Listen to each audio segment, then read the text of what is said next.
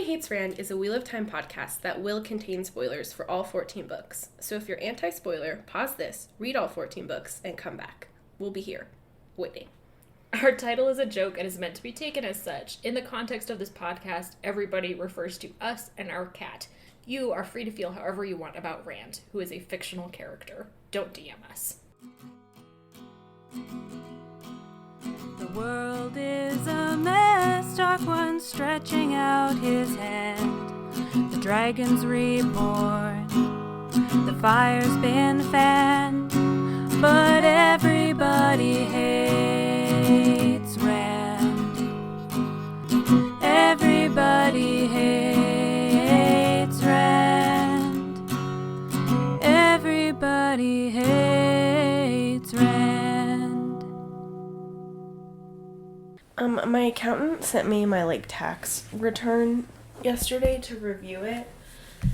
And he was like, does this look right to you? And I was like, you could send me, a pile of sticks and be like, this is your tax return. I'd be like, sure. I literally Googled today how much to hire accountants to do taxes. Because I don't want to face Daddy TurboTax. I bet Nathan would help you. Nathan did Julie's on HR Block and it was $60. Uh-huh. So I bet if I could ask him. Well, TurboTax is usually, I think, even cheaper than that for me. That's good. Because my taxes are relatively so easy. But now I have to, face the reality of having health insurance and a 401k, and I don't know what that means for my taxes. Do I owe the government money? Who knows?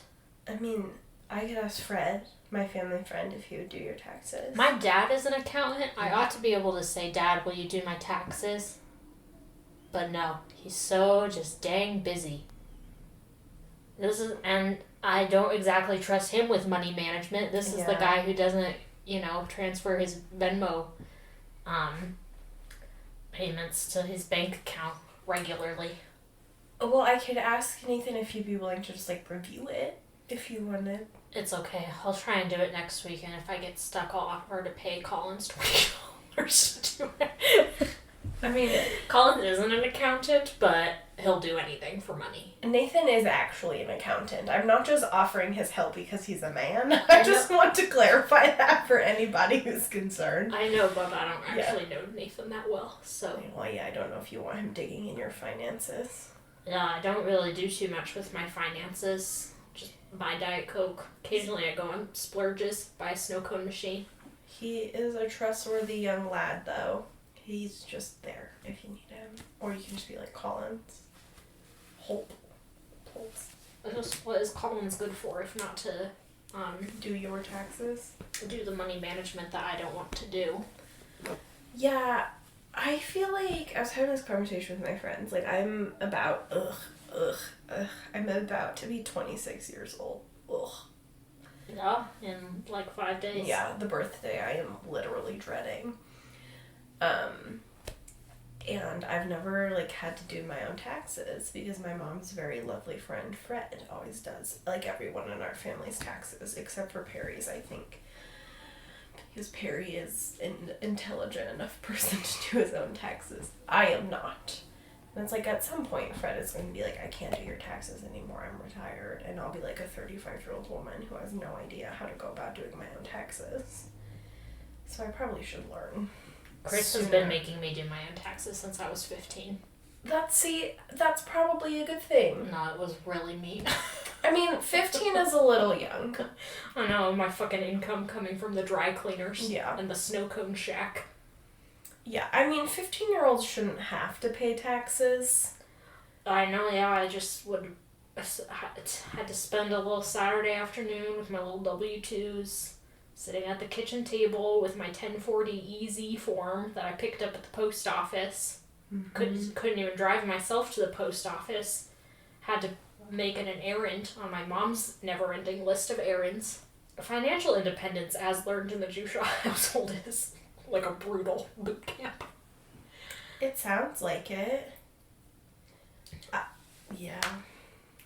So anyway, tax season is upon us, I guess. Yes, tax season is upon us, and let's all hope that Fred did my taxes correctly, because I was just like, this looks right to my untrained The idiot tax eye. man, that's my major problem with doing taxes. I don't actually, like, the tax services make it fairly easy theoretically, but the thing is, unless you're a trained accountant or something, you could do your taxes totally wrong and have no idea.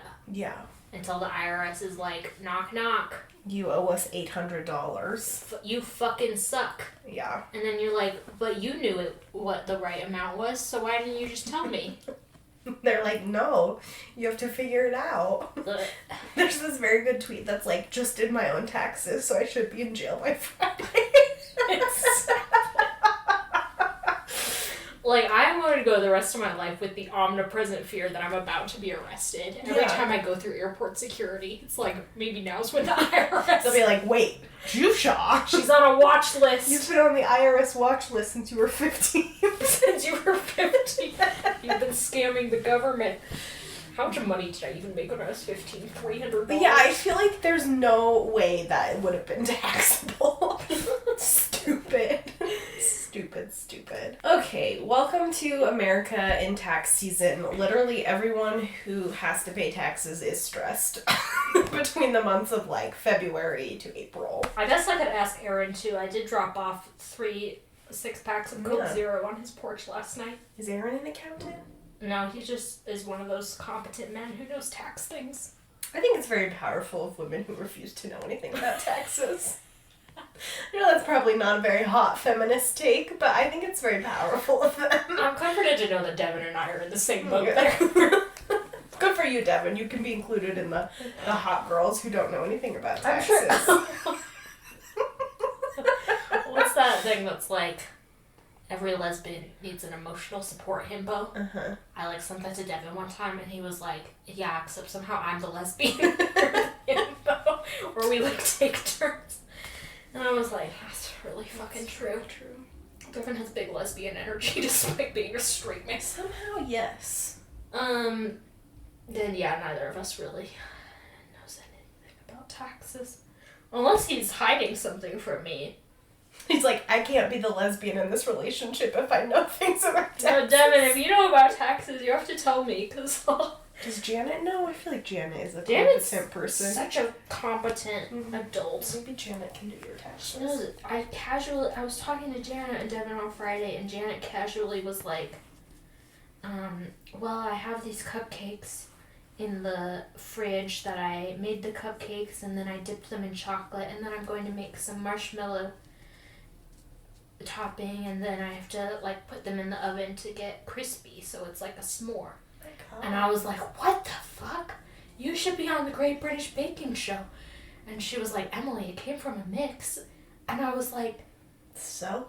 Janet, that's 4 more steps than I would usually commit to making cupcakes. Yeah. If the steps to making cupcakes aren't put some shit in a bowl, stir it, and then messily dump it into the cupcake pan, then consume 15 minutes later, then I'm not doing it. Then I don't want it. That's amazing. Some people are just good at Some things. people are better than the rest of us. But fear not, this is Everybody Hates Rand, a place for those of us who are not better together. Jen is the same person who claims that in the zombie apocalypse, which we all talk about frequently, I don't know why, but that she'll be the least useful member of the party and that all we'll be able to do is eat her. And I'm like, that's not even true. You're a trained therapist. Yeah. You'll be keeping us all alive, not to mention your baking and many other skills. Yeah. I'll be the first to be eaten. I will be the first to be eaten because I will be hobbling around with my literal cane, unable to do taxes, unable to hunt, unable to cook, unable to read. If we still have to do taxes in the zombie apocalypse, I'm gonna fucking lose it. Then I'll definitely be like, eat me first, it's not worth being alive. The only thing we had after the fall of civilization was that we No didn't more have to do taxes. taxes anymore. I'm sorry I keep interrupting the introduction. It's okay. I'm Emily She Chusha. gives a shit. I'm Sally Goodger. Welcome to our Ding Dong podcast. There's not even anything to talk about. I see that every fucking week. Well, this one I just feel like it's not. Because we just have, like, the sudden shift from Egg being the normal Egg we know to being, like, suddenly she is a super competent political figure. Yeah, there does seem to be a missing link there. Yeah. We have... Plot-wise, what happens is Egg wakes up after, her whole dumb ceremony of becoming the Amyrlin seat. She's like, I was up all night talking to various ladies for Shiriam and the others, and then Ramonda and Elayne, or Elayne, however you say her name. Elayne. She's like, I was dealing with them all night, finally got to sleep. Now I have a maid, her name's Chisa. Cheesa. Jesus. Grilled Jesus. Okay, I'm sorry. Did you ever watch Kim Possible? Yeah. Do you remember that, like, episode where, like, they go into a place and, like, everything is made of cheese? I remember there was an obsession with cheese in that show, because they really liked nachos, right? Yeah, they always went to Bueno Nacho. Yeah, Bueno Nacho. I just remember, maybe I'll deep dive into Disney Plus, and watch Kim Possible. That does seem familiar. A place made of cheese. Yeah. Okay, anyway. Cheza, we don't know. Yeah, Cheza exists to, fill the role of... What is this exactly? This trope of, like, perfect serving person, perfect, lower class service person who's just perfectly content with their job and their position in society and just lives to serve. Yeah, literally is like, I love being your servant. I'm so deeply loyal to you. Yeah, I feel like that trope is entrenched in some racist myths revolving around enslaved people. You have the, like, the mammy trope and things like that. But it is just, like, sort of you also get it a ton in, like, anything that has to do with the British aristocracy, I feel like. Yeah, I was gonna say, I feel like we talked about this a little bit in my Lord of the Rings class in regards to Sam. Oh, yeah. And the way that he is, like, not just Frodo's friend, he is Frodo's servant, and that plays a huge role in their relationship in the way that in the very specific way that Sam is committed to Frodo, not just as a friend, but as, like, Frodo is his master. That's what he calls him, Master Frodo. And we talked a lot about how that, like, is a very, like, British mentality, and I guess specifically, like, English mentality, like, the English I don't know much about the English aristocracy, and after... Except a fucking gossip this week. Yeah. Juicy. Yeah, although it has been very funny for the royal family to be like, we are not, what do you mean we are racist? Us? Racist? Yeah. The imperialist empire? Born on the backs of fucking colonization. Yeah, but I mean, good for Prince Harry. Imagine having a husband that committed. Well, it's fucking basic, you know? You're right. I feel like... Be like, I will abandon my racist family because they are shitheads. Yeah. If my uncle is an accused pedophile. Okay, we're not talking about it. That man looks like a sack of bones that was dragged through the sewers. Tumblr post you read about Prince Philip, or like, I can't do it. I'll start crying every time he needs to get an organ replaced, they have to sacrifice a street orphan. Okay. Anyway, the British monarchy and the British aristocracy are... Bill Bartholomew, sacrifice was not in vain. Okay, guys. Okay, we are gonna try and get through this. It's just so Dickensian, you know? Yeah. But yeah, this idea that, like, they're... Like, it's obviously rooted in a class system and classism, the idea that there are people who are meant to be above and there are people who are meant to serve, and if you are of the serving class, then the best you can possibly hope for is to have a serving role and a master to whom you can be completely dedicated to. Yeah, and instead of, like, it's this insidious, not even that insidious, it's this pretty obvious form of, class, labor class suppression of being like, this is the limits of your upward mobility. The perfect servant does not desire more from life, doesn't desire any more power or standing. They just, like, do the best with the status that they're born into, which, you know, goes to a lot of, like, caste systems where perfection in life or whatever, fulfilling one's duty is not about rising within the system. It's about rising within your tier of the system to reach this sort of perfection. Yeah. Which, I mean, I think, philosophically speaking, I think that there's some truth in just, like, doing the best with what we have, but, like, the fact that it is so class entrenched and has to do with perfect servants. Yeah, I don't think there's any, philosophically speaking, I don't think there is anything, like, inherently wrong with being a person who is like, I am content with my lot in life. I don't have to necessarily look for, you know, monikers of success that are traditionally associated with capitalism, like being more wealthy, being more powerful, having more sway over my community. I'm perfectly content, you know, to do this and to not base everything in my life on some external moniker of success. I think that is totally fine. But we can't exactly remove the idea of a servant and a perfect servant from these systems of classism and capitalism. And so for a servant to be like, I'm so content here, it's just building this ideal person who's just happy to serve and doesn't require anything else out of life and exists for your benefit. Yeah, so, like, on an individual level, there's nothing wrong with Chessa. But as part of a trope, she is part of a, you know, bad.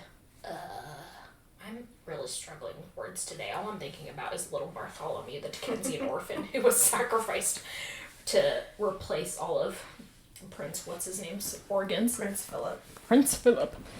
Yeah, and I also think that, like, yeah, as an individual, nothing wrong, but this is a pattern that we see in Wheel of Time, right? We've got Basil Gill, who's willing to just throw his entire life away to follow Morgause into exile, and, I mean, to an even more insidious extent, we have Talonvor, and then we've got the maid lady in the palace of Andor, I can't remember her name right now.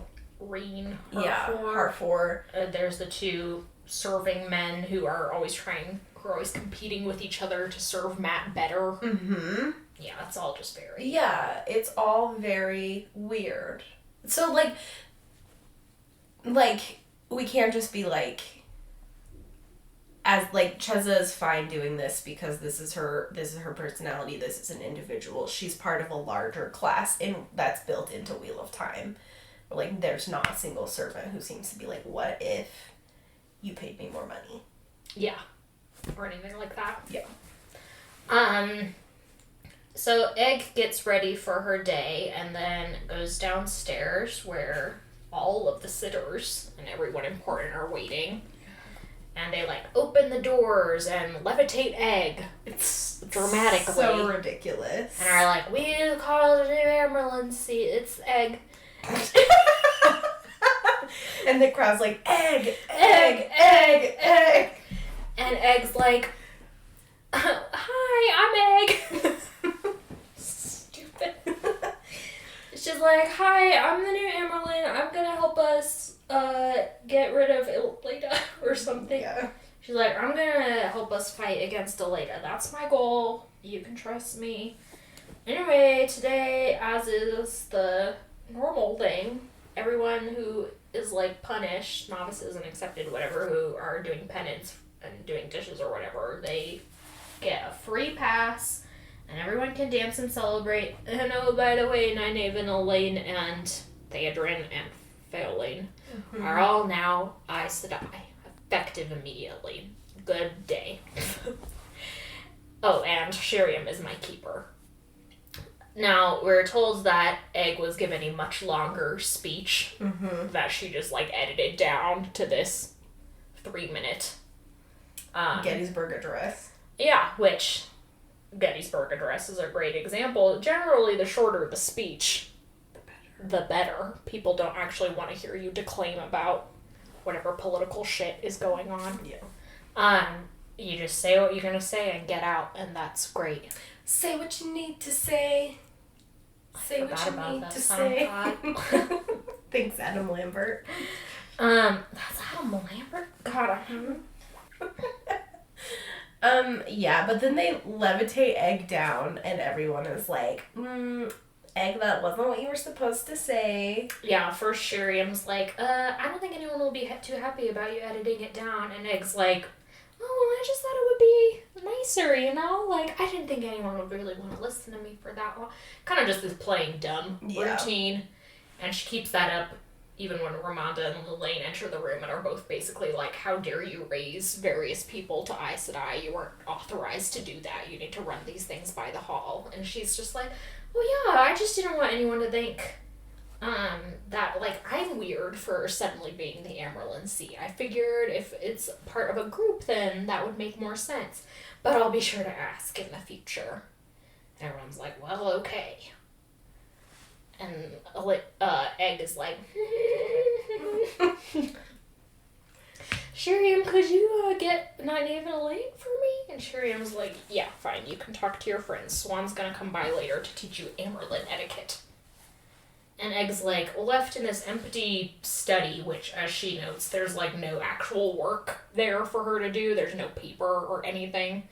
So it's very obvious that they don't need her to actually do anything. And it makes sense that that's obvious to Egg. She's not a stupid character. Mm-hmm. What is, as we've sort of alluded to, the missing link is how suddenly Egg went from being in a state of shock over the whole thing to maybe realizing her position to suddenly having a pretty intact strategy. Yeah. For how to deal with it. She already is playing off Ramonda, Elayne, and Shiriam's, like, factions by herself, and by the end of this section, she has recruited people to help her do that. Yeah. And she's already got, like, goals and what she's gonna do, and, you know, it's just... We don't always need to see a character's thought process every time. That's highly unnecessary, but in this instance, like, we are just missing a couple of steps, so it sort of feels like we're walking on a staircase in the dark and we suddenly tripped. Yeah, and, like, I don't know, this is one instance where I think, like, it would have been, like, Robert Jordan could have committed a little bit more page time to Egg kind of faltering around the power structure here in Salidar and, like, maybe, you know, fumbling it a few times. Yeah, I think we've said this before. Egg has no grace period. Yeah. Before she suddenly has to be very good at this. Yeah, which is, like, I mean, I guess kind of realistic. Nobody's really given, like, a grace period to be a bad leader. But, like, it's also not expected that an 18-year-old child will be, you know... 100% prepped to be a leader. And especially I think it's jarring because we see this whole process played out with Perrin and with Rand specifically. Like, Perrin and Rand do not know what they're doing at first, and it's very obvious that they don't know what they're doing at first.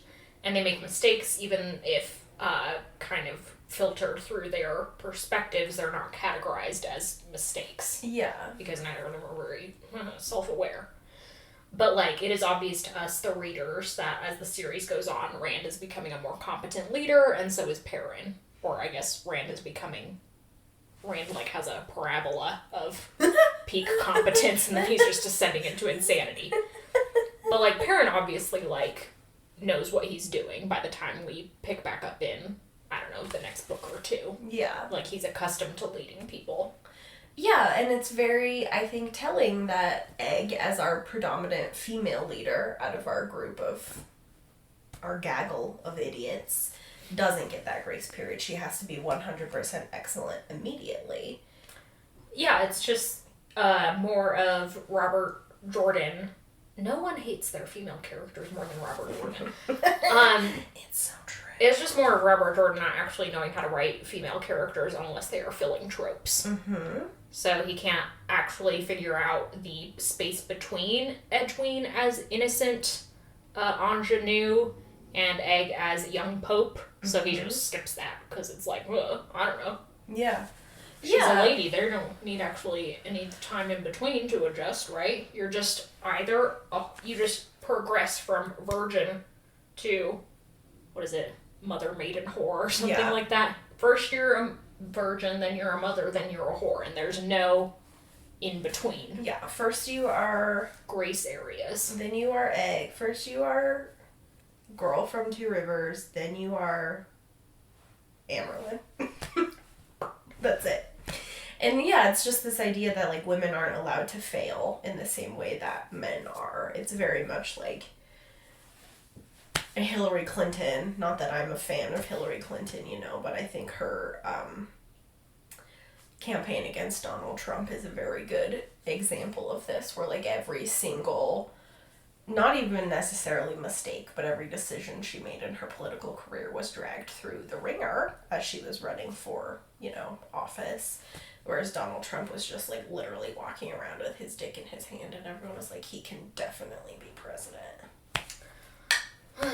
So Elayne and my knave come in, and Egg's like, oh my god, it's so nice to see you, my friends, and they all chat for a little bit. Egg's like, tell me about all the discoveries you've made that I'm hearing so much about.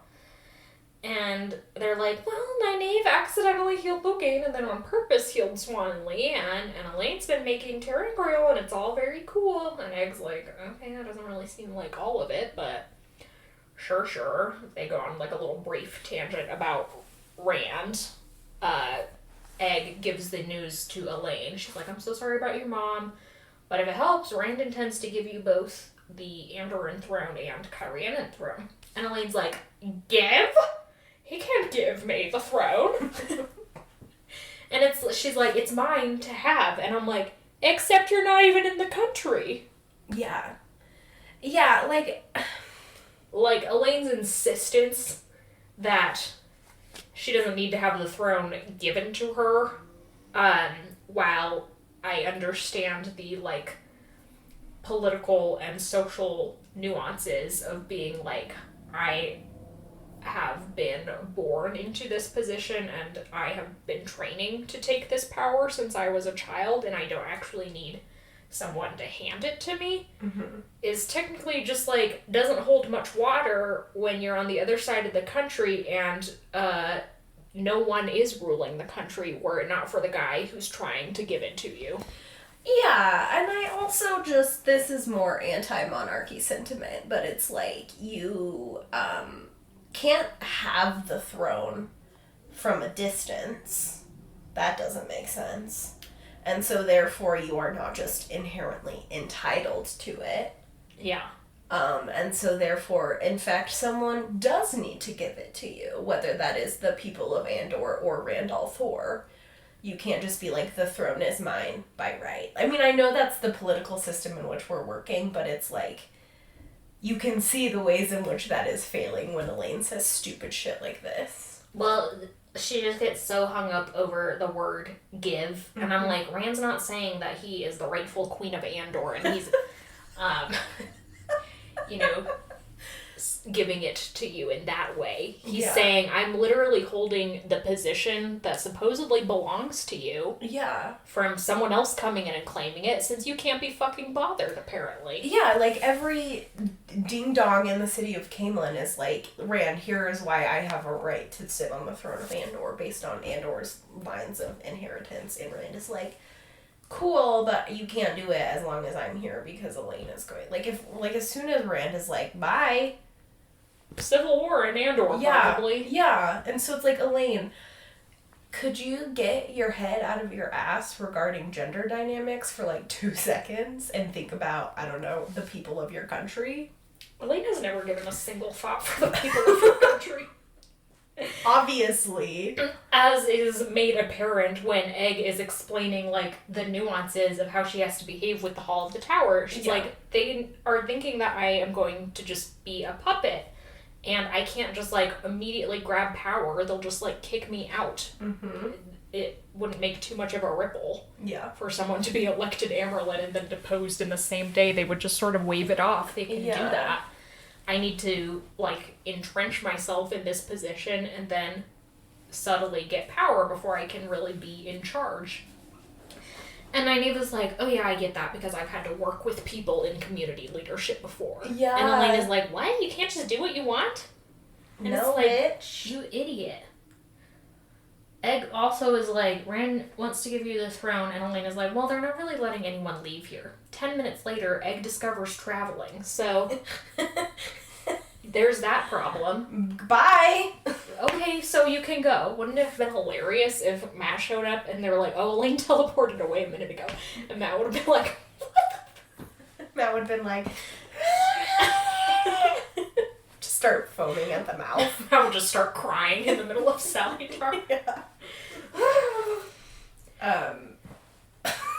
I mean, it would be better for Matt overall if Elayne was just on the other side. I would love that for him. Of the country. He'd be like, okay, I am going back to the plan. To my will fight. He'd be like, great, Egg, can you teleport me back to where I was 2 days ago? Yeah, and she'd be like, here you go. Great. Because Egg is a person who understands things, unlike Rand, who's like, but my girlfriend.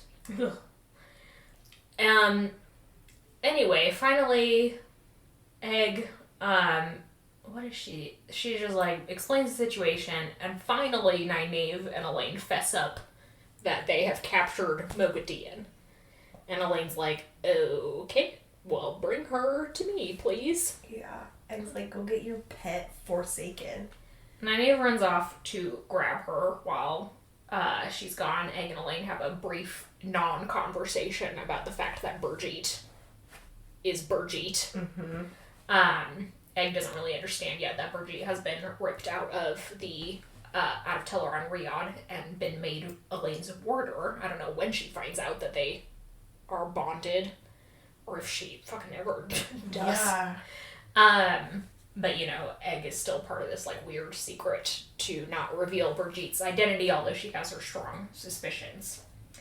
Then they have a little chat about how Egg already has plans now that she's the Amyrlin seat. So, again, didn't take her long to come up with some long-term goals. Yeah, how did she hasn't even had time. I know. Did she dream of them? No, we are told about her dreams. That's right. And they were useless. Now, if I woke up tomorrow and suddenly became the young pope, I mean, boy, first of all, that would be jarring for a number of reasons beyond the fact that I'd be the young pope. But, like, you would just be like, how am I gonna get through this, like, day to day? Like, that's what happens when you get a fucking promotion at work, even if it's expected. Yeah, that's what happens when you get a new job, period. You're Like, the first couple weeks on a job are so, like... What do I do? How do I do it? How do I not make an idiot of myself? Yeah, who do I ask certain things to? What is my relationship like with every single one of my coworkers? Yeah, and then you get to the point where you're like, okay, I've got a handle on this. What can I do with it? Yeah. The Egg is already, like, long-term, baby, shooting for the stars. Here's my 10-year plan for the White Tower. Here's my 10-year plan for the White Power. Well... For the White Tower, she says, I want every woman who can channel on the continent and beyond, since we're including the sea folk, to be connected to the White Tower in some way, regardless of whether they want to be connected to the White Tower. And Elaine's like, you're not going to get Aes Sedai to go be apprentices to wise ones. And Egg's like, well, no, probably not, and I don't need to, like, set up a trading system or anything like that. I just want everyone to be connected, and I want women who are older to be able to test to the White Tower. I want even people who fail tests. I just don't want to have the strict procedures that we do for kicking women out of the tower. Yeah. And Elaine's like, well, those are there for a reason. You have to make sure that Aes Sedai can, like, perform under pressure. We're 6 books into this series, and I have multiple times seen Aes Sedai fail to perform under pressure. Alana bonding Rand in a moment of hysteria is a pretty good one. Yeah, pretty good one. Elayne, yourself, you have not performed well under pressure. Everything Elena does. Yeah. Elena should not be allowed to do anything, much less do it with magic. Yeah, and it's just like, Aes Sedai are people too, whether they do fuck-ups when they're in their school days or fully fledged Aes Sedai, people are gonna fuck up. I know, it's just this, like, weird, like, Aes Sedai eugenics thing going on, that kind of starts to play out a little bit more when we get to Ebudar and we meet, like, the knitting circle or whatever they're called. And it's just like, so, and their whole like hierarchy of power, everything they do is so whack. And Elayne is just like drunk the Kool-Aid. Yeah. Ugh. Yeah, I imagine we'll talk a lot more about it as we get into it, especially with the knitting circle, but like, yeah, Egg's like, I have all these plans, and then Nynaeve comes back and is like, this is Mogadien. And shows how she has, you know, disguised Mogadien using these things they've learned from Mogadien themselves. And Egg, again, well, not so surprisingly, because Robert Jordan doesn't know what he's doing, goes, like, ride or die with this pretty quickly. Yeah. Like, there's no ethical discussion taking place here. Egg's like, okay, bring her to me. And she is immediately like, alright, I'm going to be in charge of this. And I am going to take over right where you guys left off with threatening Mogadien being sort of an unholy terror to her. Mm-hmm. And, you know, at least making progress, I guess. But this is a whack sort of progress when you're just ripping information from this woman under duress. Yeah, and also just, like, I have a hard time with it because Egg, a person who has been held captive by this magic, is immediately just like, yes, I am okay to enact this on another person, even if they are a war criminal. Yeah, we see her get, like, the shivers whenever she sees the bracelet or whatever, and yet she puts it on and is like, yeah, like, sure. Immediately, and is just like, I will fucking obliterate you. Yeah. It's like, okay, Egg, what? Yeah, like, dude. So, a little disappointing, if I'm gonna be honest. Oh, it's hugely disappointing, and it's just like, what's being illustrated here is that any woman with any modicum of power will misuse it. Even if Robert Jordan didn't understand what's happening to Mogadien as a misuse of power, like, clearly he doesn't have any ethical problems with it. Yeah. Every woman we see who can channel or has any sort of political power, besides, like, Elayne, maybe, are beautiful. It's like, I don't want shit. Yeah, Elayne is just like, fuck this. Yeah. But literally every other woman is pretty much like, oh, I have some power now? Time to abuse someone else. Mm-hmm. And I don't know.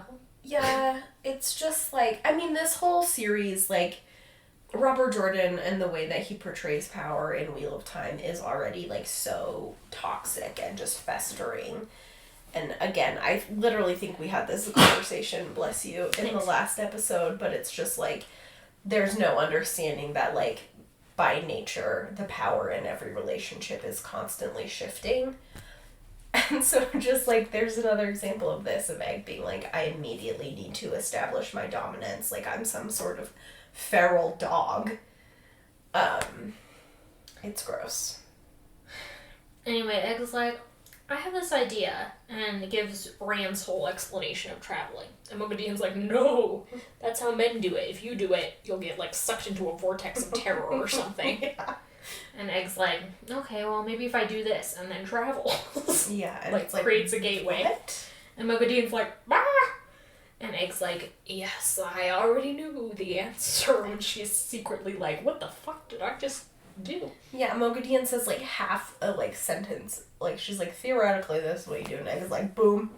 Here it gateway. is. Like, she'd already started to figure it out on her own. And I'm sure Yeah. the tell Henri on traveling was a good step. But she's like, here it is, bitch. And it's like, oh, well, that's a number of problems solved if only you guys would use them appropriately. Why would you give your characters teleportation if they're never going to use it? Yeah, you give your characters teleportation for the most inane of reasons. Rand, avoiding his responsibilities. I'm just gonna beep beep over here and beep beep over there and beep beep down to Tyr. Like, and... this book would be so much more hilarious if Rand could not travel. If he was like, just constantly horse traveling. He's like, I have to run away. I have to leave. I just spend my days on the road. I'm only at peace when I'm on the road. Barf, that is something he would say, though. Yeah, he fucking loves traveling, lowercase t. But having done this, Egg is like, okay, I'll just take over, it's fine, whatever. Then Swan comes in and is sort of rude to Egg. So Egg is like, you're not gonna get away with that with me. Like, I mean to actually be the Amberlin seat, so either you're on board or I'm gonna fucking kick you to the curb. Yeah. And Swan's like, no, great, that's great. You'll love to see it. I, a woman historically known for abusing my power, love to see women doing anything that could lead to that. Yeah, I would love to craft you in my image as just the most horrific little manipulator. Yeah. Please let me sculpt you. She's like, I never liked you. You're too much like me. And I'm like, what does that say about your self-loathing when you say that to other people? I know. Swan is... Go to therapy. Yeah. Well, I mean, all of you. Group therapy session, Hall of the Tower. Nightmare. That therapist could not be paid enough. So Swan starts dispensing information. Then we just sort of bounce around through a few points of view, seeing how, first of all, Delana, under the instructions of Halima, is trying to insert herself into every political faction, Ramada's, Elayne's, and I guess Shiriam's. Delana doesn't want to do this and is convinced she'll get in trouble, but Halima's like, I don't care. And also, if you can, I want you to push for Loghain to be either killed or stilled. I presume the logic there is that Halima wants to be able to do her man channeling, and, you know, have it cause total mystery. Mm-hmm. I think it would be just as effective if she started channeling, then they would execute Loghain for murdering an Aes Sedai or whatever, since he's the only one there who could have done it. And then, I don't know, afterwards it's the mystery. It's like the ghost of Loghain still channeling, murdering Aes Sedai. That would actually be fucking hilarious, you know? If you just start like a really intense, superstitious fear of Loghain's ghost in the Aes Sedai camp to cover up your murder spree. Pull some Scooby-Doo shit and make like an exploding ghost. That would be very good, but no. But no, she's like, I just want him out of the way. And I'm like, okay, whatever. Or maybe, I guess, reasonably, he would be able to sense that she was channeling if she ever got close to him. But again, you could just not get close to him. It's pretty easy when he's held captive in a house. So, yeah. And then we see Egg's little army.